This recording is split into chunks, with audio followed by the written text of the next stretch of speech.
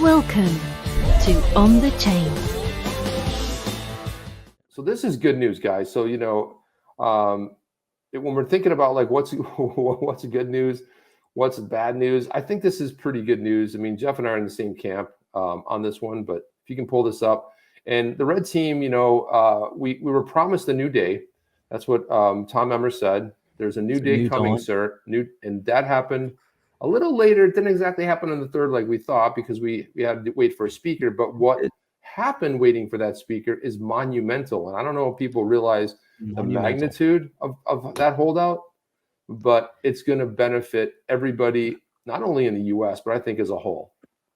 Well said. Well said. And we're in for some a treat. We're definitely in for a treat. The next couple months are just everything's going into hyper mode right now, and you're going to see a lot of people held accountable for their bad actions. Now that the red team is in charge of the House, being able to reassign chairs of all of these different committees. The one committee that we talk a lot about is the Financial Services Committee, and as we know, Maxine Waters used to be the chair of the Financial Services Committee, but that is no longer the case. Oh, no, Jeff, say it's not true. Are you telling me that? Wait a minute. Are you telling me that Maxine Waters is no longer chairing that committee with all those crypto bills getting stuck in there? I have one thing to say. Yay. And so so this is great too. We're not going to play this video because we're going to go through the article and then we're going to look at who has now been appointed in this 118th Congress as the subcommittee to the Financial Services Committee. But I thought that this was like an appropriate image to look at here because of the statement that they put here. So first, House Republicans launching digital asset subcommittee after troubled year for cryptocurrency. Now, years absolutely battering the crypto market, right? They've been going after it. Elizabeth Warren and the rest of them going after the crypto markets, going and allowing Gary Gensler free reign to do whatever he wants to do, to say whatever he wants to say, while at the same time there have been bills over the past years that have been, that have promoted the Token Taxonomy Act, et cetera. The Financial Services Committee is where every single crypto bill has gone to die. So just so you guys know, the Financial Services Committee is the epicenter. Under Maxine Waters' tutelage, she crushed every possible pro-crypto legislation. And yes, she is a member of the blue team. Now the red team has taken over, and the 118th Congress is now in session with a brand new speaker, and they are now assigning and appointing chairs of subcommittees, etc. So here you go. House Republicans launching digital asset subcommittee. This is exciting. Now, the reason why I wanted to highlight this here, Senator Warren's crypto surveillance proposal raises privacy concerns. Really? If you didn't know that already, the red team is more interested in taking and undermining your ability to earn, whereas we're seeing the exact opposite. And so the crypto market has to be allowed to flourish. Right, Chip? Yes, absolutely. So here, I should have brought this up in a different browser because we get to look at this cool Trust Your Home to Schlage. And this cool here, look at this. Noosa Pure, cardiovascular and immune health. We're not supposed to read it, Jeff. Just like look at the side. I'm reading the stuff that you're not supposed to read.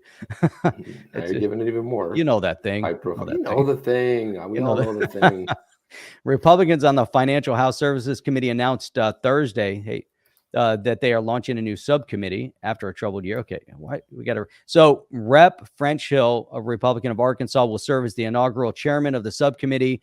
And here it is: Subcommittee on Digital Assets, Financial Technology, and Inclusion. Boom! So there's a huge effort, a huge push to allow for there to be clarity and normalcy within the digital asset markets, not to crush it, not to enforce it through litigation the way Gary Gensler wants it to be done.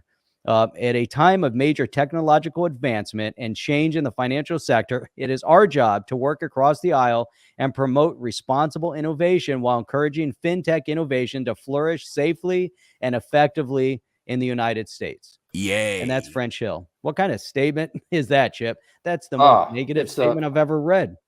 Yeah, it's yeah. I mean, but when we think about what's going on here, it was a little bit of a surprise to see French Hill nominated. But interestingly enough, Jeff, his background, he did work in the Bush administration and Treasury. He also was a a founder of a bank. So he's kind of an ex-banker. And if you think about it, having somebody who's ex-banker and very pro-crypto kind of is very counter to what we've seen before with what's going on with the OCC and them sort of walking back. What Brooks originally put in place was the ability for banks to custody crypto. And so now we have somebody who's an ex-banker who's super pro-crypto and leading the charge on this committee. And he's also a former financial services committee. But again, as the red team, not making too much of an impact. But go ahead, Jeff. Yeah, so this as you're mentioning, this is his background. So prior to being in Congression as a congressional representative, he was in Arkansas. Worked there for about 20 years as a commercial banker and investment manager.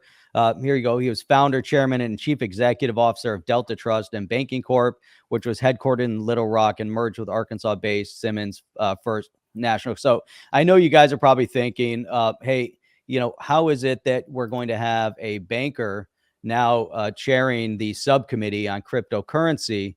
And that's a good question, because as we know, there's some concern about, is the banking industry, the financial institution lobby, are they trying to undermine the crypto markets? And under the SEC chair Gensler, obviously, we definitely see that kind of approach where he is trying to undermine, and we don't know what his exact motivation is, other than you can see through his action that he's trying to undermine to support his buddies over in the banking lobby or the financial institution lobby as they try to batter down the crypto markets. Now, here you take someone, Chip, that has experience on that side of it, but is also now chairing a committee. And you saw that statement that he made, right? Yep. This statement is huge because he's looking at innovation.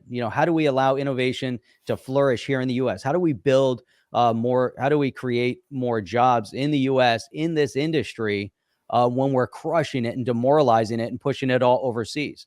And that's his focus. He wants responsible innovation and fintech innovation that will flourish not in another country, but here in the U.S. Exactly. And I think the positive developments and what we've been waiting for. And look, Jeff and I, just like everybody from afar, have been cheering this on. But look, a lot of responsibility there. Are you gonna step up and do what you said you were going to do? Or we're going to hold them responsible. Look, I don't care, red team, blue team. You either do what you said you're going to do, or you don't, and we hold you responsible. And we jump on you and say, hey, you said this, and this doesn't look like what you said. So I think a lot of that has to see how it's going to pan out. But I like it. I want to show a tweet here after you go ahead and take that comment. All right, and I want to summarize this real quick as who the chair is, because there's a statement from him as well. So, and then we'll go to your tweet. But this one's from Steve Gobertson. Love it. Banker who's pro crypto. Ripple has crypto, is pro banks, and this is really important. And now, just to finalize, this whole thought on what's happening right now at the Financial Services Committee. McHenry is now the chairman of the House Financial Services Committee. That's Patrick McHenry from North Carolina. And here's his statement. And this is huge. But here first with Hill, his full statement that he had here. I'm delighted that in the 118th Congress, I'll serve in the pioneering role of the chairman of the Subcommittee on Digital Asset, Financial Tech, and Inclusion of the House Financial Services Committee. Since joining Congress in 2014, I've been a member of this committee and am humbled to continue this important work after having led 2 subcommittees, as well as the Task Force on Financial Technology and Artificial Intelligence. So this guy has been in the know and has been working in this area at a time of major tech advancement and change in the financial sector. It's our job to work across the aisle. We read all that. And then he says here, I also am proud to serve as the vice chair of the House Financial Services Committee and look forward to supporting Chairman McHenry in our work to promote economic prosperity and deliver on our commitment to America. And if you think about that statement in contrast to under Maxine Waters, now McHenry comes out and his statement, I'm proud to announce Congressman French Hill as the chairman of Congress's first ever digital asset subcommittee and vice chair of the full committee. First ever digital asset subcommittee. I mean, this is so big. Huge, man. This is probably one of the biggest moves that we've seen at this point, and this is what we've been alluding to. And so now following this forward is going to be amazing. Here's his final statement. As a former community banker and U.S. Treasury official, Congressman Hill has the experience and expertise necessary to tackle this challenging undertaking. French is a team player, which is one of the reasons why there's no one I trust more with one of my top priorities. Fintech, particular digital assets, holds immense promise as a tool to build a more inclusive financial system. I look forward to working with him to provide clear rules of the road for this ecosystem that protect consumers while allowing innovation to thrive here in the U.S. Dude, this is by far, this is amazing. I mean, let's let them get off their behinds. Okay. Exactly. And let's let them take it. And just look, this is going to be real simple. Here's how it goes. Hi, my name's French Hill. We've got the token taxonomy. Get it out of the committee, vote on it, put it on the floor, voted. That's the direction we should take. Don't sit there and BS around this thing and have a meeting to talk about a meeting, a discussion to talk about a discussion. Get the token taxonomy. Go ahead, pass it in the House, get it up to the Senate. And then if it gets vetoed, then you know exactly who hates innovation and who's not rooting for innovation.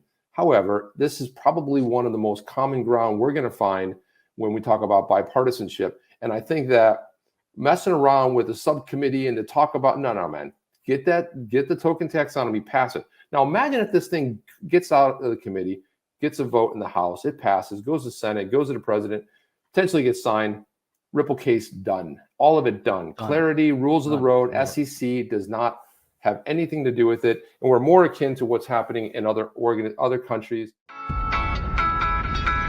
Are you down with OTC? Please like, subscribe, and click the bell to be notified when the next video drops.